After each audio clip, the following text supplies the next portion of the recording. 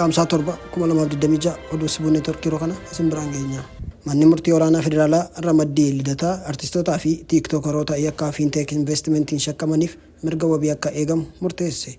Manni murtichaa maallaqa wabii shakkamtootni kaffaluu qaban murteessuuf wiixata caamsaa 3 bara 2018 akka lakkoofsa Itoophiyaatti beellama kenneera. Manni murtichaa mormii abbaa alangaa mirga wabii himatamaa 5ffaa Mansuur Jamaal irratti qabu barreeffamaan caamsaa 3 akka caamsaa 3 2018 akka lakkoofsa Itoophiyaatti akka dhiyeessuuf ajaja kenneera.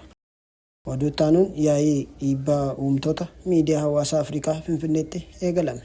Yaa'iin dhiibbaa uumtoota miidiyaa hawaasaa Afrikaa jalqaba ASMIS 2026 seenaa dhugaa Afrikaa addunyaatti beeksisuu fi dhimma dijitaalaa additti abbummaan geggeessuuf kaayyeffate galma yaadannoo injifannoo Adawaatti eegalameera. Biyyoota Afrikaa 30 irraa dhiibbaa uumtoota yookaan influencers 61 hirmaachaa jiru. Isaan sun ammoo walii galaan hordoftoota kitila 300 fi kitila 21 qabu. Uumtonni qabiyyee content creators Itoophiyaa 120 hordoftoota kitila 100 fi kitila 50 qabanis saganticha irratti ni argamu jedhameera. Walumaa galatti hirmaattonni hordoftoota dijitaalaa kitila 400 fi kitila 70 ol qaban wiirtuu dippiloomaasii Finfinneetti walitti dhufaniiru.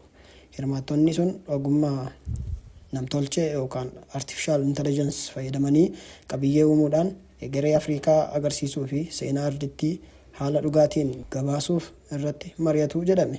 Seenaa Afrikaa dabsame jijjiiruun guddina ardiitti dhugaa agarsiisuu fi karoora gamtaa Afrikaa ajandaa 2063 waliin walsimsiisuudha. Gubbaan sun turizimii fi miidhagina Itoophiyaa addunyaatti beeksisuuf carraa guddaa kan uumudha. Xumura irratti karoora waliigaltee USA dhiyeessite Iraan laaffiste. Miseensi gameessi paarlaamaa Iraan Ameerikaa fi Iraan waliigaltee irra ga'uuf jiru kan jedhu hawwii qabatamaa hin taanedha jedhan.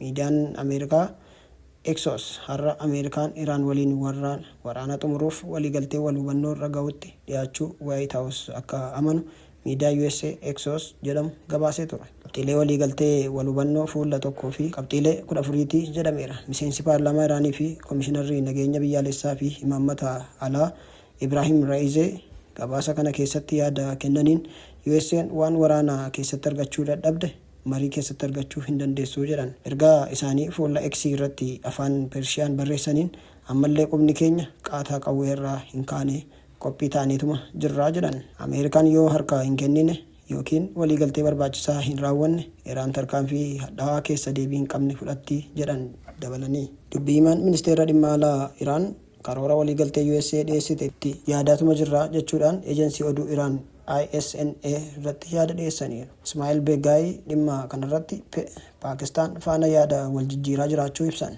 Bifuma wal fakkaatuun ministeera dhimma alaa Iraan mariin kamuu onnee irraa ta'uu qabaa jedhan. Maxxansa fuula X mana murtii idil addunyaa wabeeffachuun maxxanseen dubbii himaa ministeera dhimma alaa Iraan Ismaa'eel Beegaayi mariin kamuu waan xiqqaan inni qabaachuu qabu onnee irraa ta'uu fi wal-dhibdee hiikuun akeeka godhachuuni jedhan. Maxxansa isaanii kanaan kallattii karoora marii Ameerikaan dhiyeessite hin eerre. Beegaayi miidiyaa barattoota Iraan News Agency ISNA irratti Iraan yaada ofii karaa Paakistaan dhiyeessaa jiraachuu ibsan.